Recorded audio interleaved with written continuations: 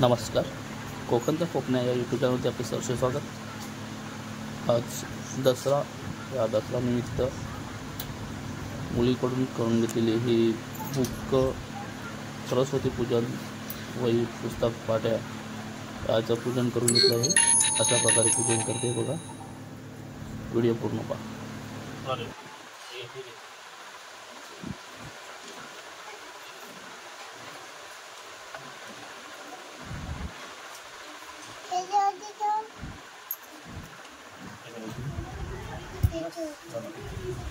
इथे बघ ध्रुव, इथे बघ ध्रुवा.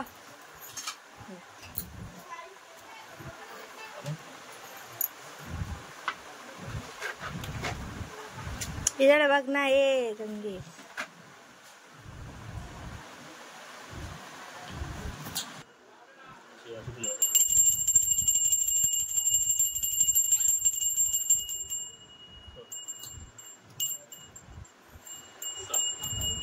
नमस्कार कर.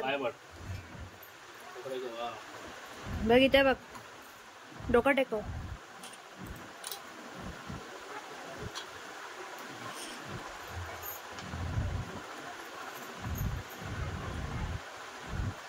बघ इथे हात जोडून उभी बस. इथे हात जोड, हात जोड. तू पाय पड बस खाली. पाय पड. डोकं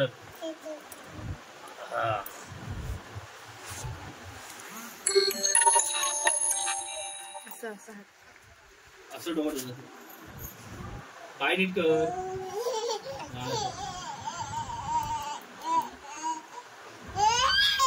व्हिडिओ पाहिल्याबद्दल धन्यवाद.